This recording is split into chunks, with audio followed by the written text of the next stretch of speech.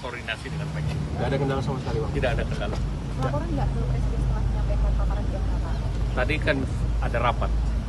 Rapatnya soal apa? Koordinator Bidang Pembangunan Manusia dan Kebudayaan, kemudian Menteri Koordinator Bidang Perekonomian, 3 Menteri Keuangan dan Menteri Sosial, beserta tim masing-masing. Dapat diperkenalkan Bapak dan Ibu. Kemudian Ibu Sri Mulyani, Menteri Keuangan, Ibu Risma adalah Menteri Sosial, Menko Ekonomi, Bapak Erlangga Hartarto. Saya bersama dengan Menko Perekonomian dan Menteri Bappenas membahas mengenai pagu indikatif untuk APBN 2025. Seperti diketahui bahwa untuk RAPBN 2025 yang merupakan APBN pertama untuk pemerintahan baru memang disusun sesuai dengan siklus dari APBN yang dimulai dengan pembahasan mengenai kebijakan ekonomi makro dan pokok-pokok kebijakan fiskal. Nah, hari ini adalah tahapan untuk memberikan indikasi mengenai pagu indikatif bagi kementerian lembaga. Tadi telah dilaporkan bahwa untuk tahun 2025 kita memulai dengan tantangan yang kemungkinan dihadapi baik dari sisi global, baik itu dari sisi ekonomi seperti terjadinya kenaikan suku bunga, inflasi, dan juga dari arus modal yang terpengaruh, tensi dari geopolitik, juga adanya tren seperti digitalisasi, climate change, dan demografi yang semakin aging.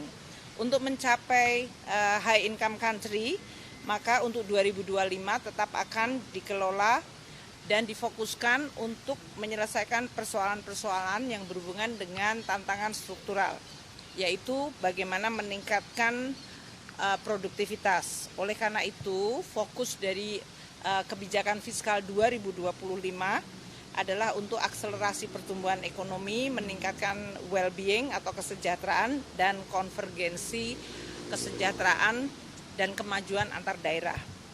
Untuk beberapa fokus seperti hilirisasi, transformasi hijau, pembangunan infrastruktur, SDM unggul, inklusivitas, dan reformasi birokrasi masih akan tetap dilakukan.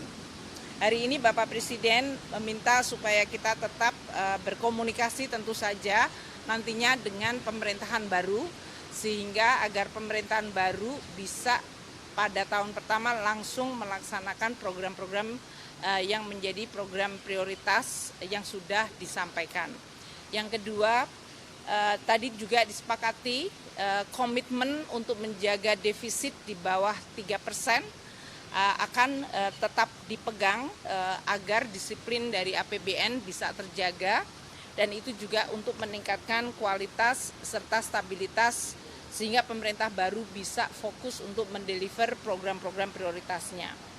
Kemudian untuk berbagai program-program terutama di bidang sumber daya manusia seperti pendidikan, kesehatan, dan perlindungan sosial, diyakinkan bahwa itu sudah mewadai berbagai program-program yang menjadi prioritas dari pemerintah yang akan datang.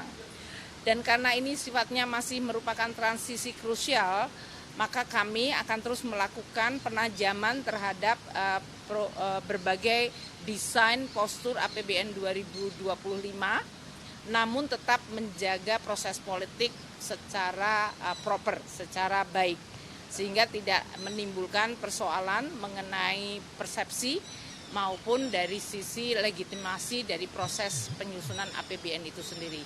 Jadi itu yang bisa saya sampaikan teman-teman wartawan. Jadi APBN 2025 tetap akan kita susun. Komunikasi dengan transisi pemerintahan baru juga akan dilakukan. Posturnya tetap melihat kepada program-program prioritas yang memang akan dilaksanakan oleh pemerintahan baru ini. Dan postur akan tetap menjaga yang disebut disiplin dan kebijakan fiskal yang hati-hati, termasuk defisit yang di bawah 3%. Okay?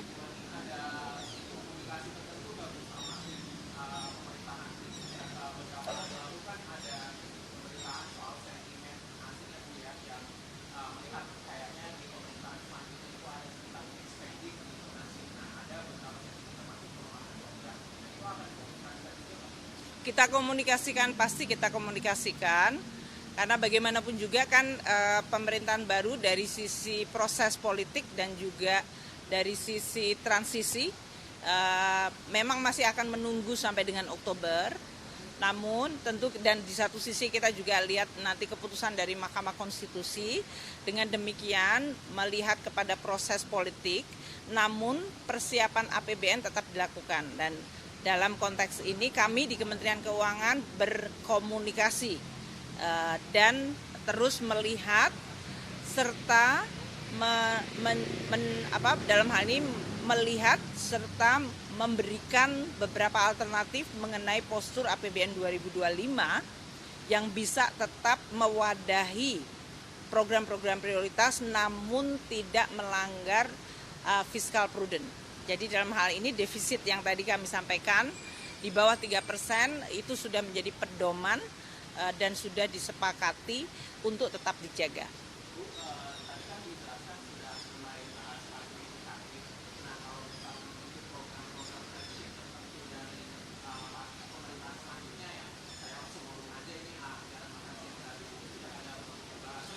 Karena masih di dalam program besar ya, atau pagu besar, itu yang kita lakukan prinsipnya adalah memberikan ruang fiskal bagi kemungkinan program tersebut untuk dijalankan. Namun tetap di dalam konteks makronya dan fiskalnya, ini saya tolak aja ya, maaf. Untuk makronya tetap kita akan lakukan postur dari APBN yang tadi terjaga sehingga kepercayaan dari pasar dan dalam hal ini investor atau mereka rating agency akan tetap terjaga. Jadi itu yang akan dilakukan. Gitu ya. Berkoordinasi dengan baik. Tidak ada kendala sama sekali, Bang? Tidak ada kendala. Laporan nggak ke Presiden setelah menyampaikan paparan di Jakarta? Tadi kan ada rapat. Rapatnya soal apa? Iya Pak, kok lama Pak? Tadi pertama mengenai blended finance, yang kedua pagu indikatif. Ada di sebelah. Hasil laporan di MK tapi disampaikan ke Presiden Pak? Ya tidak langsung. Tidak langsung? Yang penting kita melaporkan sudah hadir. Ya. Respon Presiden gimana tadi Pak? Apa? Respon Presiden? Mau lihat di YouTube dulu. Belum nonton berarti ya Pak ya? Belum nonton dong berarti. Siap. Kasih.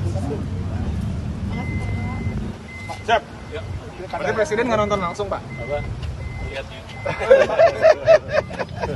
Berarti belum sempat melihat ya Pak ya Presiden ya Pak ya? Saya nggak tahu. Pak, soal warna bansos Bapak sempat menyinggung gimana Pak itu? Kenapa? Warna bansos nggak ada yang warna, iya nggak ada. Kan tadi udah jelas. Nggak ada yang warna. Statementnya sudah jelas. Itu menyinggung partai tertentu tidak Pak?